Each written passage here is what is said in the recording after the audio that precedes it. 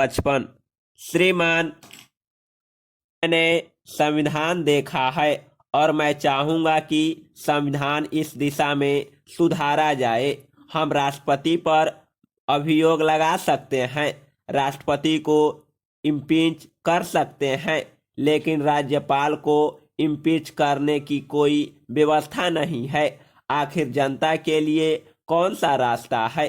संविधान सभा भंग कर दी जाएगी और केंद्र सरकार राज्यपाल की सलाह पर लोकतांत्रिक प्रक्रियाओं को समाप्त कर देगा, लेकिन यह सदन किसी राज्यपाल के विरुद्ध अभियोग नहीं लगा सकता है।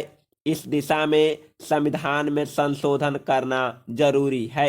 मैं इस बात से भी सहमत नहीं हूं कि राज्यपाल की जो भी रिपोर्ट आई उसके आधार पर केंद्रीय सरकार ने राष्ट्रपति के सामने जो सिफारिश रखी, राष्ट्रपति महोदय के पास उस सिफारिश को मानने के अलावा कोई और चारा नहीं था। संविधान की धाराओं की यह व्यवस्था नहीं है।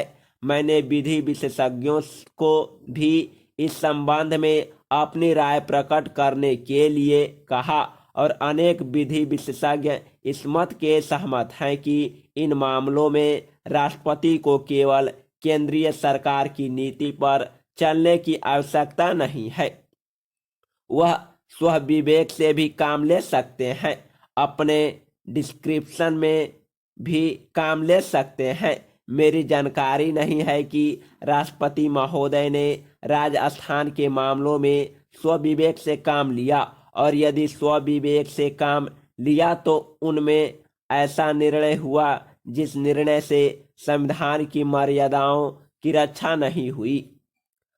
अभी समय है, राजस्थान में लोकतंत्र के चक्र को पीछे घुमाने की जो कार्यवाही की गई है उसे रोका जा सकता है। क्या राजस्थान में शांति नहीं है? क्या केंद्रीय सरकार वहां मरघट की शांति चाहती है? इस देश में मरघट शांति पैदा नहीं होने दी जाएगी।